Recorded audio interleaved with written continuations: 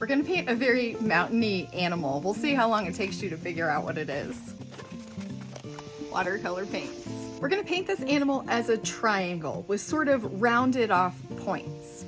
I started with a puddle of brown and then I made sort of like the top of a heart as the top of my triangle and worked my way down. Then when I got to the bottom of the triangle, I angled the points in. Then I did the ears and I went to a darker brown to do a V for his chest and a line straight down to start to define the legs.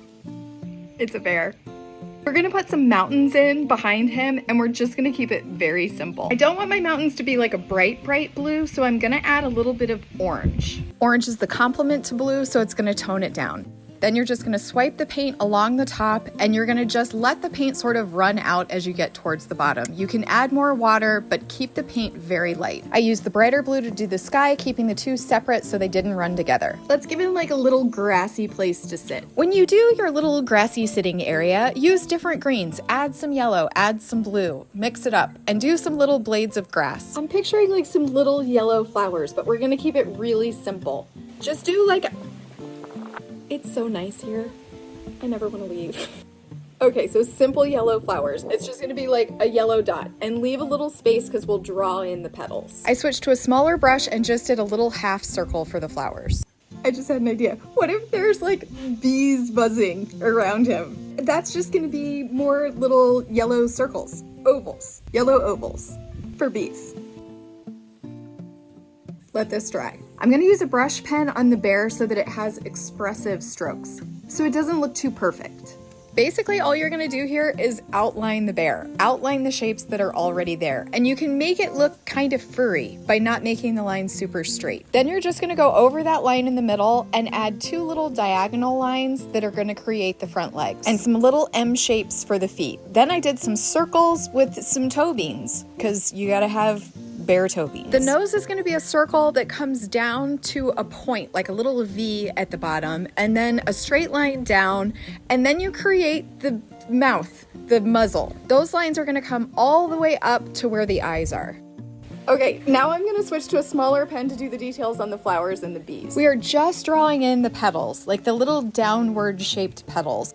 The bees are gonna get two lines and an eye and some little antenna and wings. And I used some white pen to make highlights on the eyes and nose and lighten up the muzzle. And you can kind of smudge it with your finger to make it look a little less penny. At this point, I decided he was not brown enough. Now, be careful if you do this. My pens are not waterproof, so it could have gone totally wrong. Luckily, it didn't.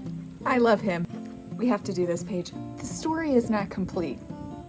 Next video. Because this is YouTube, I put both videos together so you don't have to wait. We're gonna finish the other page now. I know exactly what I want to do. We're gonna start by continuing our mountains over across the other page. We are continuing the bear painting just by pulling these mountains over onto the other page and then adding in some more blue sky. It's already so much better. Okay, we're gonna take the green grass across. Just got a big drip, so here we go.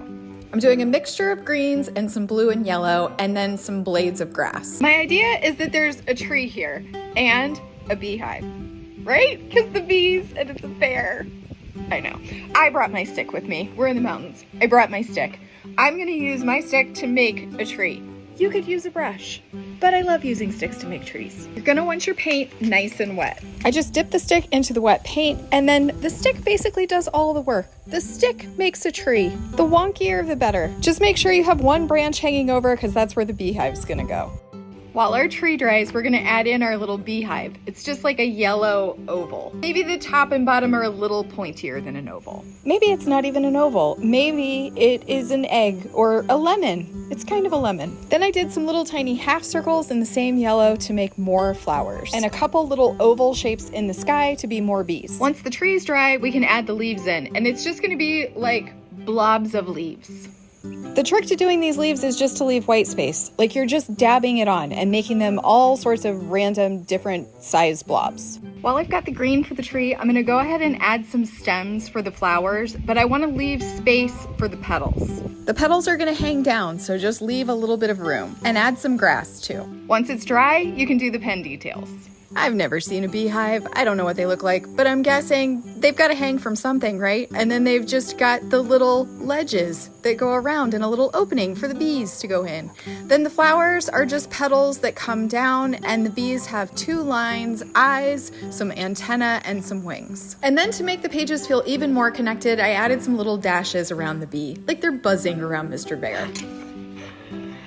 Okay, it's done.